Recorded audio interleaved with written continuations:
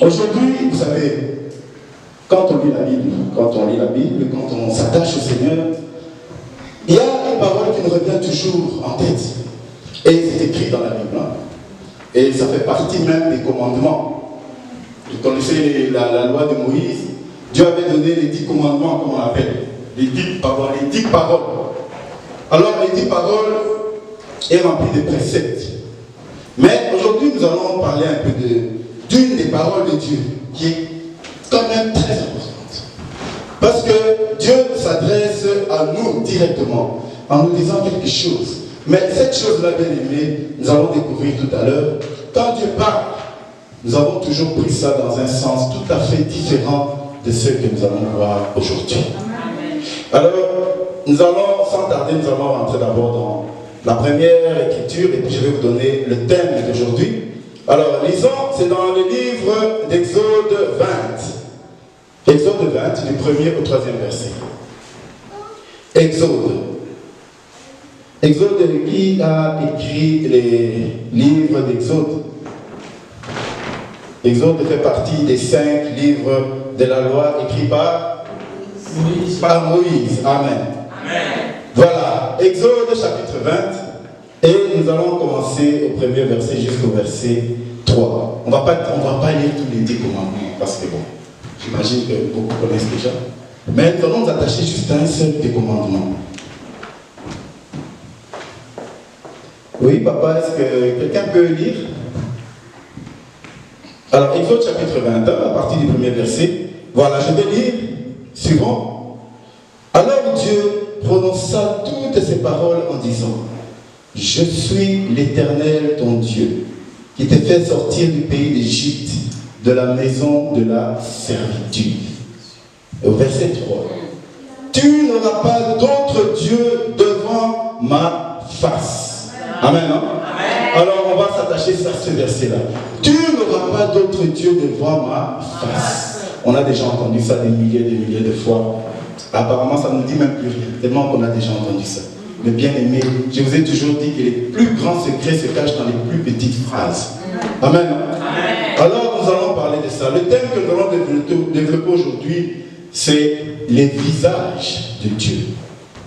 Les visages. Bien aimé, Dieu a parlé de ma face. Mais notre thème parle des visages. Les visages, ça veut dire, il y en a beaucoup. Hein? Amen. Les visages de Dieu. Et nous retenons d'abord la parole de Dieu qui dit: Tu n'auras pas d'autre Dieu devant ma face. Il y a plusieurs commandements. Parce qu'après, voilà, la Bible dit: Tu ne feras pas des dieux taillés, des idoles, et ainsi de suite. Mais le deuxième commandement qui dit: Tu n'auras pas d'autre Dieu devant ma face. Alors, bien aimé, on va s'attarder sur ce qu'on appelle la face, selon la parole de Dieu. Parce que vous savez, ce qu'on dit dans le monde n'est pas toujours égal à ce qui est dit dans la parole de Dieu. Amen. Hein? Amen. Alors, tu n'auras pas d'autre Dieu devant ma face. Pour ça, nous allons lire un passage, et ça sera notre passage clé, et c'est dans l'Apocalypse. Apocalypse. Ben, avant de lire, ça vient d'un peu de lancer le slide, et on va d'abord parler de la face. Bien aimé, vous allez comprendre que quand le Seigneur nous parle, Dieu a parlé à Moïse. Il lui a parlé en quelle langue lorsqu'il a donné la loi? C'était en Amen, en hébreu. Et l'hébreu, bien aimé, la langue hébraïque, c'est la seule langue au monde où tu peux la lire de gauche à droite, de droite à gauche, d'en haut en bas, de bas en haut. C'est la seule langue au monde. Il n'y a pas de langue sur la terre qui existe comme l'hébreu. L'hébreu, c'est une langue où il y a tellement de choses. Chaque lettre est liée à un chiffre ou à un nombre. Ce n'est pas comme le français. Quand je dis français, A, c'est A, B, c'est B. Mais en hébreu, c'est pas ça. Alors, lisons. Oui, sœur Léda. Regardez. Ce qu'on a écrit en bleu, c'est, en français, vous allez lire fan. Mais en hébreu, c'est pan. Ça se lit pan. Et pan, ça veut dire une facette. Ça veut dire quand je prends cet objet, amen, non? Amen. Ouais, cet objet, je vous montre juste ça. Ça, c'est la facette de l'objet. Juste ça. Ça, c'est la facette. Maintenant, oui, sœur Belinda, allons-y. Là, en bas, c'est écrit panim. C'est écrit en hébreu. Panim, ça veut dire la face ou le visage. Bien aimé, je veux insister sur ça parce que dans la Bible, quand Dieu a donné la loi à Moïse, il est écrit, il n'est pas écrit que Dieu donna les pannes, non. Mais il dit, tu n'auras pas d'autre Dieu devant mon panim. Dieu parle de panim. Amen. Donc panim, en hébreu, quand on ajoute les hymnes, ça devient le pluriel. Ça veut dire que ça devient beaucoup. Amen. Donc pan, c'est une facette. Ça, comme je vous ai montré. Mais panim, c'est toutes les faces, comme ça. Toutes les faces de cet objet. Amen. Alors Dieu dit, tu n'auras pas d'autre Dieu devant ma face. Mais pas face au singulier, mais face au pluriel. C'est qu'on dit panim. En français, personne ne peut voir ça. Mais quand tu rentres dans la langue d'origine, pour voir qu'est-ce que Dieu a dit, Dieu parle, tu n'auras pas d'autre Dieu devant mes faces. Ah, bien aimé. Maintenant, Dieu, là, il a combien de faces? Amen. Parce que nous avons mis devant ma face, on s'imagine que non, Dieu est là, il nous regarde, et nous le regardons. Alors je dis, tu n'auras pas d'autre Dieu devant la face que tu vois. Mais ce n'est pas ce que Dieu dit. Dieu dit, tu n'auras pas devant mes faces. Quand vous me regardez, vous me voyez de face. Quand vous me regardez de dos, c'est aussi une face. Amen. Amen. De profil, c'est une face. De là, donc vous me regardez de plusieurs faces. Et Dieu dit alors, lorsque il parlait au peuple d'Israël quand ils ont quitté l'Égypte, et il a donné la loi en disant, tu n'auras pas d'autre Dieu devant mes visages. Devant mes visages, pas un visage, plusieurs visages. En français, ça passe inaperçu. Même en anglais, ça passe inaperçu. Mais lorsqu'on rentre dans la Bible d'origine, les mots du commencement, on comprend que Dieu parlait d'autre chose que ce que nous voyons. Amen. Amen. Alors, lisons maintenant. Oui, on peut lire, papa. Donc, Apocalypse, nous allons lire Apocalypse au chapitre 3. Et nous allons lire à partir du verset, je vais donner le verset le plus facile à lire. Nous allons lire à partir du verset, disons 4, Apocalypse 4, pardon. Lisons à partir du premier verset et nous allons descendre jusqu'au verset 8. Apocalypse 4, à partir du verset 8. Bien aimé, souvent très bien, parce que les livres d'Apocalypse est des fois un peu compliqué. Après cela, je regardais et voici une porte était ouverte dans le ciel. Pardon papa, avant de continuer, je rappelle qu'ici c'est l'apôtre Jean, c'est Jean qui a été enlevé dans le ciel. Jean, pas celui qui a écrit les livres de Jean, mais Jean qui était le frère de Jésus. Jean a été enlevé en esprit et Dieu lui faisait voir des choses. Alors voilà ce qu'il dit. Oui. Après cela, je regardais et voici une porte était ouverte dans le ciel. La première voix que j'avais entendue, comme le son d'une trompette, et qui me parlait, dit, monte ici et je te ferai voir ce qui doit t'arriver dans la suite. Aussitôt je fus ravi en esprit, et voici il y avait un trône dans les ciels, et sur ce trône quelqu'un était assis. Celui qui était assis avait l'aspect d'une pierre de jaspe et de sardoine, et le trône était environné d'un arc-en-ciel semblable à de l'émeraude.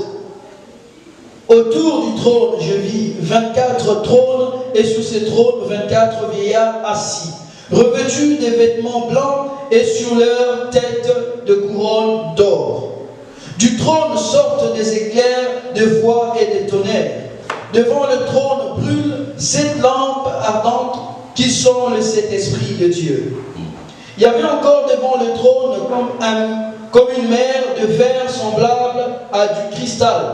Au milieu du trône et autour du trône, il y avait 4 êtres vivants qui remplissent de yeux devant et derrière. Voilà, maintenant écoutons ici, oui papa. Oui. Le premier était vivant et semblable, était semblable à un lion. Le premier être vivant était semblable à un lion. Oui papa. Le second était semblable à un veau. Un veau. Le troisième être vivant à la face d'un homme. À la face d'un homme, oui. Et le quatrième être vivant est semblable à un aigle qui vole. À un aigle qui vole. Les 4 êtres vivants ont chacun 6 ailes, et ils sont remplis d'yeux tout autour et au-dedans. Ils ne cessent de dire jour et nuit, Saint, Saint, Saint est le Seigneur Dieu, le Tout-Puissant qui est et qui vient. Amen. Amen. Merci papa, merci. Vous avez bien aimé, vous avez suivi ce passage d'Apocalypse où l'apôtre Jean voit, il est emmené dans le ciel et le Seigneur lui fait voir un trône. Et sur ce trône, il voit quelqu'un qui était assis. Mais autour du trône, il y avait 24 trônes avec 24 vieillards qui avaient tous des couronnes. Ce n'est pas le thème, ça on rentrera parce que c'est un autre jour. Mais ce qu'il voit encore au milieu du trône, oui, ça tu peux nous lancer des slides. On va avoir ça en image. Écoutez, vous voyez ce que l'apôtre Jean, bon c'est l'image, hein, on ne sait pas si c'était vraiment comme ça, mais on va voir un peu ce que ça donne. Voilà ce que l'apôtre Jean voit. Il voit un trône, voilà, au milieu vous voyez une lumière, voilà, des éclairs, tout ça. Et tout autour du trône, il voit 24 vieillards. Mais au milieu, là où il y avait le trône, et tout autour du trône même, il y a 4 êtres vivants. Alors, bien aimé, c'est la Bible qui nous dit maintenant. Il dit que j'ai vu les 4 êtres vivants. Et au verset 7, il dit, le premier être vivant était semblable à un lion. Le deuxième était semblable à un veau. Le troisième était semblable à un visage humain. Et le quatrième était semblable à un aigle qui vole. Amen. Amen. Bien aimé, Dieu est en train de nous révéler ici 4 faces tout à fait différentes. Parce qu'on va se demander, quel fait le lion là-bas? Pourquoi il y a le veau? Pourquoi l'homme? Pourquoi on voit les bien aimés, ça, Dieu est en train de parler de ces différentes faces. Alors, oui, maman, on peut passer. Alors, nous allons commencer par, voilà, les 4 images que Dieu donne. Nous avons les lions, premièrement. C'est la première image, la première face. Parce que Dieu dit, tu n'auras pas d'autre Dieu devant mes faces. Et la première face que nous voyons, c'est la face du lion. Nous connaissons tous les lions, un animal féroce. Même nous allons entrer en détail. La première face, c'est la face du lion. Et puis on passe à la deuxième face que nous voyons, c'est la face du veau. C'est ce qu'on appelle le taureau. Vous connaissez l'histoire du veau d'or. Amen. Hein? Nous avons tous vu pendant les Jeux Olympiques, on nous a affiché le veau d'or. Et il y avait toute une chorale devant ce veau d'or. Symbolique, on avait parlé de ça. Et troisièmement, le troisième être vivant que nous voyons, c'est l'aigle. Nous avons l'aigle qui vole. Bien aimé, la Bible est très précise. Parle pas de l'aigle debout, mais l'aigle qui vole. On va expliquer pourquoi. Et le quatrième être vivant, c'est l'image, la face de l'homme, la face humaine. Voilà, bien aimé, le Seigneur qui vient nous montrer, nous révéler 4 faces tout à fait différentes. Et il dit que toi, homme, tu n'auras pas d'autre Dieu devant ces faces-là. Alors, bien aimé, comprenons maintenant pourquoi il s'agit. Quelles sont ces faces? Pourquoi Dieu nous parle? Il commence par nous montrer la face du lion. Quand tu vas dans la forêt, tu croises un lion, la première chose, tu vas fuir. Tu auras peur. Mais que représente les lions maintenant dans la parole de Dieu? Amen. Hein? Amen. Alors, bien aimé, comme je viens de dire, donc, le thème ici, c'est les visages de Dieu. Et Dieu nous montre 4 visages. Et comme nous dit l'Apocalypse, ces 4 visages sont autour du trône. Donc quand Jean voyait le trône de Dieu, il voyait autour ces 4 êtres vivants. Et maintenant, parlons du lion. Commençons à parler d'abord du lion. Lisons Genèse 49, verset 9. Genèse 49 et au verset 9. Je vais vous dire quelque chose, j'ai déjà parlé de ça plusieurs fois. Lorsque vous avez un mot dans la Bible, ou une signification, quelque chose que vous ne comprenez pas, pour comprendre la signification de ce mot, il faut retourner au commencement de la Bible, là où ce mot a été utilisé pour la première fois. À ce moment, vous allez voir tout le sens de la chose que vous cherchez. Amen. Alors ici, on nous parle du lion. Retournons maintenant dans la parole de Dieu. Quand Dieu nous a parlé du lion au commencement, il a commencé, c'est dans Genèse 49, verset 9, hein, c'est ça? Genèse 49, 9. Donc tu n'auras pas, la première face, tu n'auras pas d'autre Dieu devant la facette du lion. Ah. Oui. Papa, quand c'est ça, tu peux. Genèse 49, verset 9. Genèse 49, hein, verset 9. Ici, Dieu, c'est Jacob. Lorsque Jacob était prêt à mourir, Israël voulait mourir, il a commencé à bénir ses enfants. Tribu par tribu. Chaque enfant d'Israël représentait une tribu. Et il y avait un de ses fils qui s'appelait Judas. C'est lui qui est le premier de la tribu de Judas. Amen. Zaboulon était de la tribu, a créé en lui la tribu des Zaboulon, ainsi de suite. Alors il s'adressait à Judas. Lisons maintenant. Oui, papa. Judas est un jeune lion. Tu reviens du carnage, mon fils. On peut commencer au verset 8 pour la bonne compréhension seulement. Judas, tu recevras les hommages de tes frères. Ta main sera sur la nuque de tes ennemis. Les fils de ton père se prosterneront devant toi. Judas est un jeune lion. Tu reviens du carnage, mon fils. Il ploie les genoux, il se couche comme un lion. Comme une lionne, tu le feras lever. Amen. Amen. Comme une lionne, qui le fera lever? Merci, papa. Alors, on commence par la première image qui est l'image du lion, la face du lion. Le Seigneur dit, au début, il dit que voilà, Judas. Tu vas te coucher comme un lion. Ça veut dire que tu vas te coucher pour dire quoi? Ça veut dire que là où tu vas t'implanter, tu vas t'implanter comme un lion. Et il pose la question, qui le fera lever? C'est-à-dire, qui va le déloger? Qui va le destituer? Qui va destituer le lion là où il est assis? Vous savez, les lions, dans le règne animal, lorsque les lions arrivent dans une savane, la première des choses, ils regardent s'il n'y a pas un autre lion qui est roi. S'il y a un lion qui règne dans cette savane, il a deux choix. Soit il bat, ou il va combattre ces lions. S'il gagne, c'est lui qui devient le maître de cette savane. Amen. Mais bien aimé, le problème c'est que le règne du lion dure pour un temps. Quand il vieillit, un autre vient l'abattre et c'est fini par le règne. Bien aimé. Mais le règne du lion que nous voyons ici, c'est un règne qui ne s'arrête jamais. Amen. C'est un règne qui ne s'arrête jamais. C'est-à-dire, c'est un trône, bien aimé, que personne ne peut déloger. C'est pourquoi la Bible dit, qui te délogera? Bien aimé, maintenant le Seigneur est en train de montrer la première face. Tu n'auras pas d'autre Dieu devant la face du lion. Et le lion ici, bien aimé, représente quoi, le lion? Parce que nous voyons ce lion, quand il vient quelque part, il s'installe avec sa force. Et plus personne, il règne et il domine, plus personne ne peut le déloger. Alors à ce moment, bien aimé, les lions ne font que marquer la royauté de Dieu. Bien aimé, le Seigneur est roi. Ce roi-là que personne ne peut déloger. Alors comme Dieu est roi, comme il est roi, bien aimé, nous avons chanté une chanson ici tout à l'heure que j'ai beaucoup aimé, où on parlait de la royauté de Dieu. Personne ne peut les destituer. Qui les destituera, bien aimé? Qui peut destituer l'Éternel?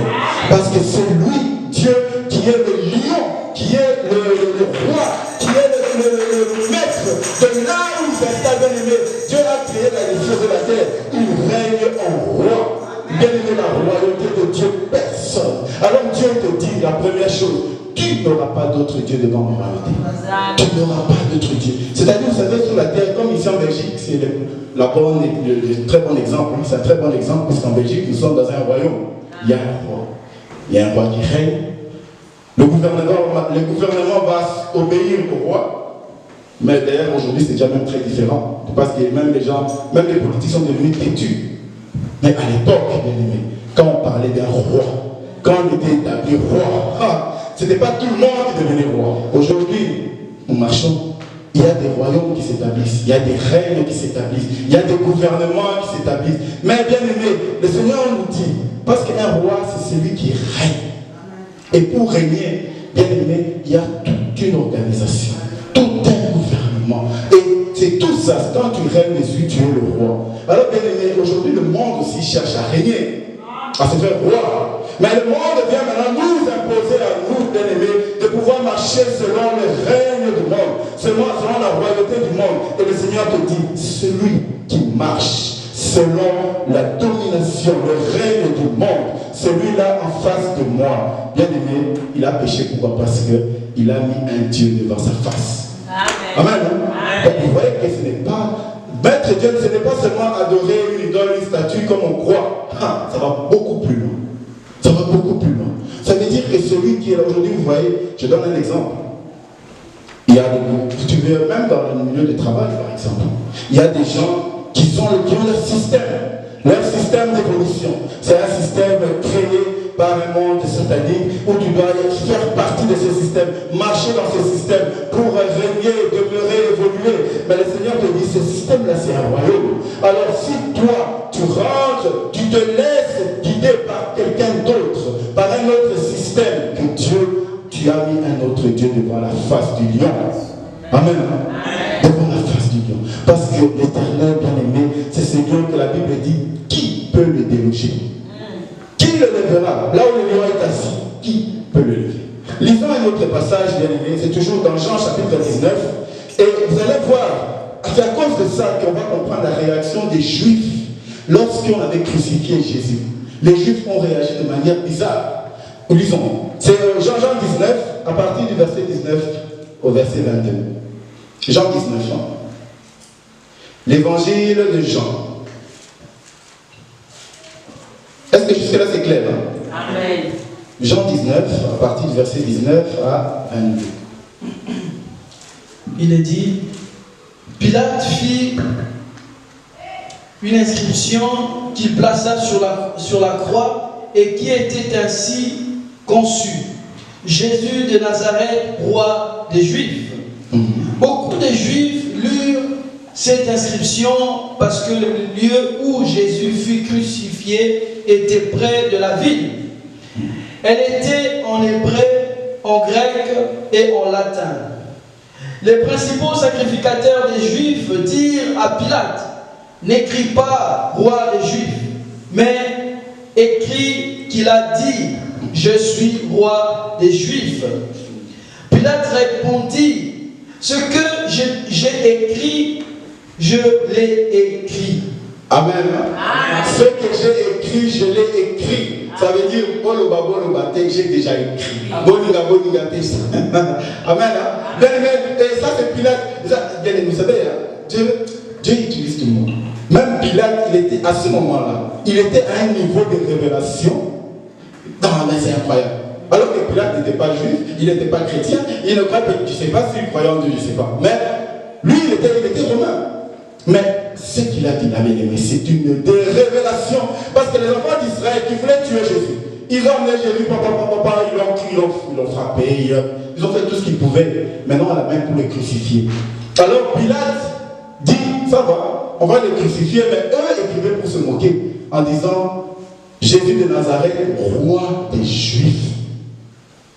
Les Juifs vous disent, non, Pilate, tu ne peux pas écrire ça. Tu ne peux pas écrire qu'il est roi des Juifs, non. Il faut écrire qu'il a dit qu'il est le roi.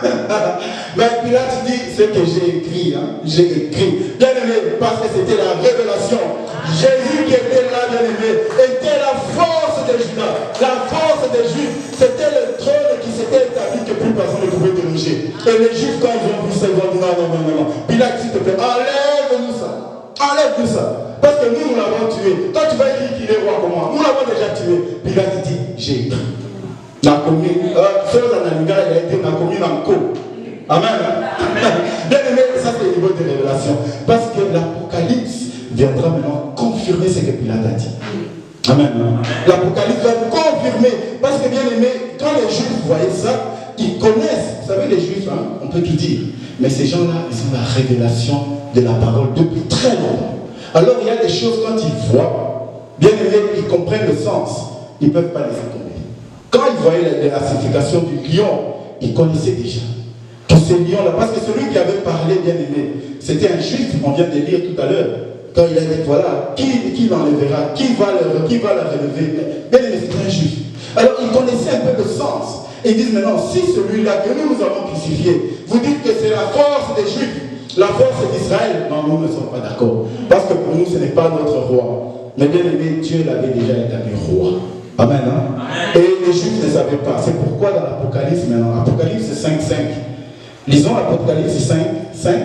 Et vous allez voir maintenant qu'ici, l'Apocalypse vient confirmer ce que Judas, et pendant ce que Ponce Pilate a dit, alors qu'il n'était pas chrétien, qu'il n'était pas juif. Il ne connaissait peut-être pas la Torah, mais il a confirmé quelque chose qui est dit, oui, Apocalypse 5:5. Apocalypse 5. Oui. Et l'un, le vieillard, me dit, ne pleure point. Voici le lion de la tribu de Juda, le rejeton de David, Amen. a vaincu pour ouvrir le livre et ses 7 sceaux. Amen. Hein? Donc ici, c'est parce que Jean voyait qu'on avait posé la question, qui peut ouvrir le livre? Il n'y avait personne dans le ciel. Aucun ange n'était capable d'ouvrir le livre. Aucun ange ne pouvait toucher même le livre. Alors Jean se mettait à pleurer. Comment ça se fait que nous sommes au ciel, mais il n'y a personne capable? Alors l'un des vieillards me dit, ne pleure pas. Parce qu'il y a le lion de la tribu de Juda. Donc le lion de la tribu de Juda, ça veut dire quoi? Ça veut dire en un mot, le roi des Juifs. Amen. Hein?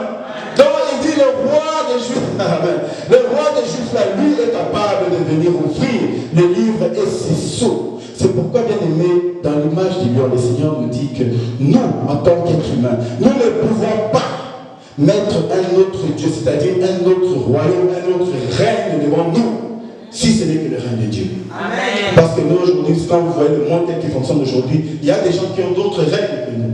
Alors vous ne comprenez pas leur façon de penser. Pourquoi ils réfléchissent? Parce que leur monde, c'est peut-être lié dans le règne, lié à l'argent. Le règne est lié à autre chose, aux choses matérielles, aux choses physiques. Mais le Seigneur nous dit que nous, aucun règne ne peut dominer sur nous. Si nous entrons dans un autre règne, il est temps de faire marche arrière et de retourner devant la face de Dieu qui est le règne du lion. Parce que c'est ça le véritable règne, que personne ne peut déloger, bien aimé. Quand vous regardez le monde, comme il a commencé, vous savez qu'il y a eu des empires très forts. L'Égypte, Babylone, Perse, Grec, Syriens, ce sont des empires qui étaient tellement puissants. Et vous connaissez l'histoire de Daniel. Arrivé là-bas, on lui a dit, prosterne-toi devant la statue de Nebuchadnezzar. Il a dit, je ne me prosternerai pas. Amen. Je ne me prosternerai pas. Il a accepté qu'on le jette dans la force de lion, bien aimé, mais il a dit, je ne me prosterne pas. Pourquoi, bien aimé? Parce que nous devons refuser d'accepter un règne qui n'est pas de Dieu. Le seul règne, bien aimé, c'est la face du lion. Alors, bien aimé, si le Seigneur nous dit, tu n'auras pas d'autre Dieu devant mes faces, et il commence par nous dire, nous montrer la face du lion, c'est-à-dire, bien aimé, tout ce que tu as. C'est-à-dire que tout ce que nous pouvons faire, tout ce que nous voulons faire, il y a un règne, mais un règne spirituel divin qui existe. Pas le monde, parce que le monde va nous amener un règne de ténèbres. Le diable aussi a son règne, il a son royaume. Alors nous, c'est le règne de Dieu. C'est pourquoi tu n'auras pas d'autre Dieu devant la face du lion. Amen. Hein? Est-ce que c'est clair jusque-là? On peut attendre d'abord pour la gloire de Dieu. Amen. Hein? Voilà, tu n'auras pas d'autre Dieu devant ma face. Et ça, c'est la face du lion. Très important, bien aimé. Très, très, très important. Parce que, croyez-moi, vous allez être là peut-être au travail. On viendra vous proposer des choses. On viendra vous proposer des choses. Il y a des gens qui sont dans leur monde. Ils viendront vous proposer, même dans l'église. Mon frère, tu vas avoir du succès, tu chantes, non? Voilà, tu veux bien chanter? Mais viens. Il y a un règne, regarde, tu vois, on va faire ceci, on va rentrer sous l'eau, on va voir telle personne et tu auras le succès. Bien aimé, quand tu fais ça, automatiquement, tu as mis un autre Dieu devant la face de l'Éternel. Bien aimé, ça va très loin. Donc ne croyons pas que ce n'est pas souvent on se dit c'est juste les gens qui adorent les arbres, qui adorent les animaux, c'est eux qui adorent un autre Dieu, mais non. Dans l'environnement, bien aimé, l'environnement dans lequel nous nous trouvons, si cet environnement nous empêche d'aller vers Dieu et nous guide maintenant vers un autre royaume, un autre gouvernement, d'autres personnes qui vont dominer sur nous, sur notre façon de vivre, bien aimé, nous sommes loin de Dieu. Amen. Alors bien aimé, faisons attention. Faisons attention. Parce que croyez-moi, il y a des chrétiens, des pasteurs qui se sont mis là-bas. Pourquoi? Pour chercher la gloire. Parce qu'on leur a dit que voilà, c'est le système qui fonctionne pour avoir de l'argent. Alors on rentre dans ce système, on aura l'argent. Voilà les systèmes qui fonctionnent pour avoir beaucoup de fidèles. Voilà. Alors au lieu de chercher le roi des rois, on va chercher des systèmes qui vont donner des fidèles, qui vont nous donner l'argent, qui vont donner le matériel. Mais ce système-là, c'est un système diabolique, bien aimé, où tu te poses à la face du lion. La première face, bien aimé, très important. Amen. Hein? Amen. On va continuer. On va passer à la deuxième phase. S'il y a des questions, vous pouvez poser, hein, bien aimé. S'il y a des questions, n'oubliez pas, poser les questions. Oui. Alors, est-ce qu'on peut encore voir le slide qui suit? Parce que vous allez voir, dans la Bible, on a représenté représentait les lions, l'homme, l'aigle, ainsi que le veau, mais on les a représentés avec des ailes. Chacun possède 6 ailes. Chacun a 6 ailes, 6. Pourquoi les 6 ailes, bien aimés? C'est un autre terme, mais je veux quand même expliquer un tout petit peu pour qu'on comprenne. Parce que, bien aimé, tout ça, tous les visages que Dieu nous a donnés, bien aimé, Dieu n'est pas limité. Amen. Amen. Dieu n'est pas limité. Alors, on ne va pas croire que Dieu, il n'a que ces 4 visages-là. Mais Dieu, ces visages-là qu'il nous donne, il nous donne directement pour le salut de l'humanité. L'homme, bien aimé, c'est le code 6, vous savez déjà. L'humanité, c'est le code 6. Alors, quand il nous révèle ces 6 ailes, c'est-à-dire à chaque fois que l'homme voudra s'envoler, c'est-à-dire s'approcher de Dieu, il devra respecter ça. Il devra aller par l'encontre de la face de Dieu, que ce soit à la face du lion, la face du taureau, de l'homme ou de l'aigle. L'homme devra toujours faire attention à ça. Passons au deuxième animal. Et le deuxième animal, la deuxième fois, c'était quoi? Le veau. Le veau. Alors, bien aimé, le veau, nous connaissons déjà le veau. Le veau, c'est... Oui, on peut mettre l'image, non? Le veau, vous connaissez bien, c'est... Quand on voit une vache, un taureau, ce sont des veaux. Amen, hein? Ce sont des veaux. Alors, pourquoi Dieu nous parle des veaux? Pour comprendre ça, bien aimé, retournons la première fois que Dieu nous a parlé des veaux dans sa parole. Qu'est-ce que Dieu a dit au sujet du veau? Amen. Hein? Lisons maintenant, retournons dans le livre de Genèse. Vous voyez bien aimé que chaque fois, on retourne où? Le livre de Genèse. Hein? C'est pourquoi, quand vous voulez connaître la Bible, hein, lisez beaucoup le livre de Genèse. La Genèse contient les secrets. Ici, on est dans l'Apocalypse, mais on retourne jusqu'à la Genèse pour comprendre. Le livre de Genèse est très, très, très important. Alors, Genèse, chapitre 18, on va lire à partir du verset 7 au verset 18. Genèse. Amen. Genèse 18. À partir du verset 7 au verset 18. Bien aimé, écoutez un peu le petit récit, c'est important. Et vous allez comprendre pourquoi le Seigneur nous parle du veau. Oui. Et Abraham courut à son troupeau, prit un veau tendre et bon, et le donna à un serviteur qui s'y hâta de l'apprêter. Il prit encore de la crème et du lait avec le veau qu'on avait apprêté et il le mit devant eux. Il s'étint lui-même à leur côté sous l'arbre et ils mangèrent. Alors ils lui dirent: où est Sarah ta femme? Il répondit: elle est là dans la tente. Amen. L'un d'entre eux dit: je reviendrai vers toi à cette même époque, et voici, Sarah, ta femme, aura un fils. Sarah écoutait à l'entrée de la tente qui était derrière lui. Abraham et Sarah étaient vieux, avancés en âge, et Sarah ne pouvait plus espérer avoir des enfants. Amen. Et elle rit en elle-même en disant: maintenant que je suis vieille, aurai-je encore de plaisir? Mon Seigneur aussi est vieux. L'Éternel dit à Abraham: pourquoi donc Sarah a-t-elle ri en disant: est-ce que vraiment j'aurai un enfant, moi qui suis vieille? Y a-t-il rien qui soit étonnant de la part de l'Éternel? Autant fixé, je reviendrai vers toi à cette même époque, et Sarah aura un fils. Sarah mentit en disant: je n'ai pas ri, car elle eut peur, mais il dit: au contraire, tu as ri. Amen. Ces hommes s'élevèrent pour partir, et ils regardèrent du côté de Sodome. Abraham alla avec eux pour les accompagner. Alors l'Éternel dit: cacherai-je à Abraham ce que je vais faire?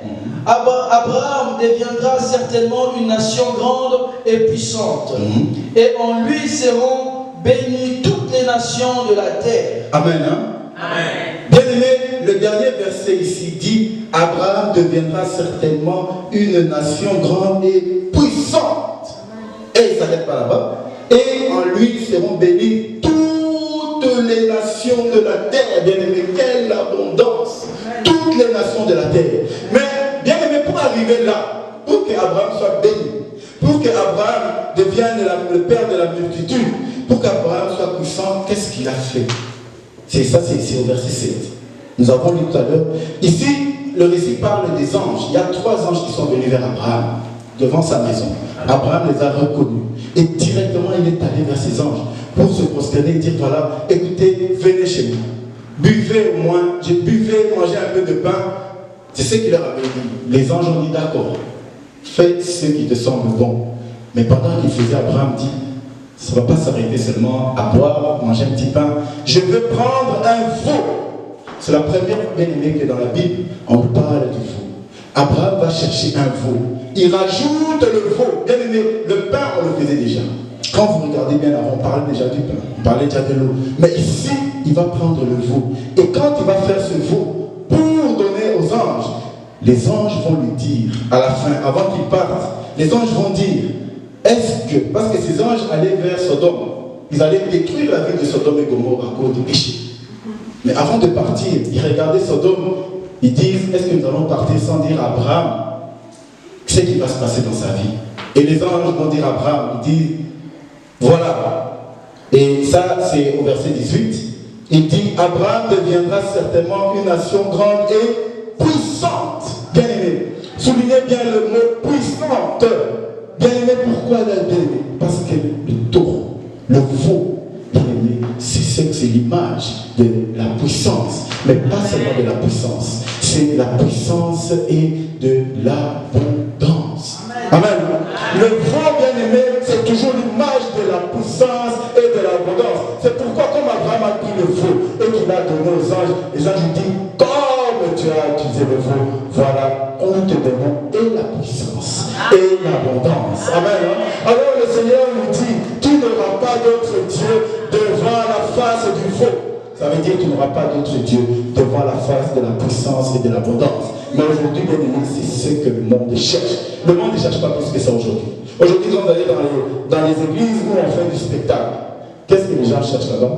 La fausse puissance. N'est-ce pas? Amen. On va prendre un mouchoir à battre des coups. Quand je fais ça, tombez seulement. Amen. C'est ce que les gens disent. Tombez-vous, tombez seulement. Moi, je vais, comme ça, on va filmer, on va voir qu'il y a la puissance. Alors, il va faire, allez, tout le monde tombe. Alors, on cherche la puissance. Cette puissance, il a bien aimé. Quand tu fais ça, automatiquement, tu es à l'encontre de la face du taureau. Amen. Amen. Tu as mis un Dieu devant la face du taureau, bien aimé. Alors, devant la face du taureau, parce que c'est Dieu qui donne la puissance et l'abondance. Et vous connaissez l'histoire de Salomon. Salomon a demandé la sagesse, mais Dieu lui a donné et la puissance et l'abondance, bien aimé. Parce que Dieu est la face du veau. Amen. Hein? C'est pourquoi le Seigneur nous dit, tu n'auras pas d'autre Dieu devant ma face. Et on voit là cet animal qui s'appelle le veau. Bien aimé, aujourd'hui le monde est tellement dans la recherche de la puissance. Par tous les moyens. On cherche la puissance. Et souvenez-vous, et il y a quelque chose, vous savez, il n'y a rien, il n'y a pas de hasard. Le diable, quand il va tenter Jésus dans les déserts, amen. Amen. Qu'est-ce que le diable va faire? Le diable va essayer d'amener Jésus contrairement à toutes les phases que nous parlons ici. Amen. Pour que Jésus aille à l'encontre de ses faces à lui-même. Quand le diable va dire, prosterne-toi devant moi, je te donnerai les royaumes de la terre. Amen. Le royaume de la terre, c'est quoi? C'est la puissance, non? Et toutes les richesses, bien aimé, l'abondance. Bien aimé. Donc le diable venait tenter Jésus pour que Jésus aille à l'encontre de sa propre face. Il dit, prosterne-toi devant moi, je te donnerai le royaume de la terre et la richesse, car cela m'avait été donné. Bien aimé, si Jésus avait dit oui, ça veut dire que qu'est-ce que Jésus allait faire? Il allait aller à l'encontre, il allait mettre lui-même un Dieu devant lui. Il allait mettre un Dieu devant lui-même. Ça veut dire devant la face du taureau. Mais c'est ce qui se passe aujourd'hui. Aujourd'hui, bien aimé, plus que jamais, les hommes sont prêts à chercher la puissance et la gloire. Lorsque tu es là, tu travailles. Aujourd'hui, nous travaillons. Le Seigneur nous aide avec ce qu'on a. Mais toi, quand tu dis non, moi je veux plus. Je veux plus. Alors aujourd'hui, tu vas, voilà, je vais faire alliance avec telle personne. Lui, il est directeur. Je vais faire alliance avec telle personne. Lui, il est magistrat. Je vais faire alliance avec telle personne. Professeur. Alliance avec tel. Tu fais ces alliances pourquoi? Pour chercher à être puissant. Pour chercher à avoir de l'influence. Bien-aimé, et après demain tu vas dire que oh Nzambatombolinga, ce n'est pas Dieu. Tu es allé contre la face de Dieu. Amen. Tu as mis un Dieu devant la face du taureau. Parce que celui qui te donne la puissance et l'abondance, c'est Dieu lui-même. Ce n'est pas un homme. Les gens vont chercher ça maintenant chez les hommes. Ils vont chercher. C'est pourquoi vous allez voir, bien aimé, les gens, même des pays, ils font des alliances. Ils font des alliances. Qu'est-ce qu'ils cherchent, bien aimé? La puissance, l'abondance. Et après, bien aimé, malheureusement, même dans le monde chrétien, ces choses existent. Et on va crier haut et fort. Voilà comment Dieu m'a béni. Dieu ne t'a pas béni. Dieu ne t'a pas béni. Tu as mis un Dieu devant la face. Amen. Tu as mis un Dieu devant sa face. Parce qu'au lieu de chercher l'abondance qui vient de Dieu, la différence, bien aimé, et ça on a vu avec Joseph. Vous connaissez l'histoire de Joseph. Joseph n'a pas cherché à être le premier ministre. Il n'a pas cherché à être le ministre de l'Égypte. Mais bien aimé, Dieu l'a mené par les circonstances et les voies de Dieu. Et Dieu l'a établi là-bas. Amen. À ce moment-là, bien aimé, plus rien ne peut te renverser. Mais lorsque tu cherches cette personne, viens à côté de moi, viens à côté de moi, viens à côté de moi. Alors ces gens, bien aimés, ils deviennent ton appui. Tu te crois puissant parce qu'il y a des gens en dessous de toi. Il suffit qu'ils partent un à un, c'est fini, tu tombes. Amen. C'est ce qui se passe dans le monde. Alors si c'est ça qui arrive dans ta vie, ce n'est pas Dieu. Tu as mis un autre Dieu devant ta face. C'est pourquoi, bien aimé, le Seigneur dit, tu n'auras pas d'autre Dieu devant mes faces. Devant la puissance, il n'y a que moi qui peux donner la puissance. Et devant la gloire, il n'y a que moi. L'abondance, il n'y a que moi. On a cherché l'abondance dans le monde, bien aimé. Les gens ont cherché l'abondance. Ils ont quitté le monde sans trouver cette abondance. Parce qu'ils ont cherché de leur propre force. Mais lorsqu'on se laisse, tu te dis que Seigneur, oui, on a besoin. L'abondance, c'est toi qui donnes. Alors je me laisse à toi. Amen. Seigneur, je me laisse à toi. C'est à toi de me donner l'abondance. C'est à toi de me donner la puissance. Bien-aimé, le Seigneur va t'amener dans ses voies. Il va t'amener dans ses voies. Peut-être qu'au début, tu vas trouver que ces voies sont difficiles, mais le Seigneur t'amène. Et tu vas croire qu'il y a de la tempête, mais le Seigneur t'amène. Il y a des vagues, mais Dieu t'amène. Et un jour, tu vas te retrouver comme Joseph au sommet. Et là, tu te demandes comment le faire arriver. C'est parce que c'est Dieu qui t'a avec toi. Amen. Voilà, bien-aimé, pour le reste du dimanche prochain, que Dieu vous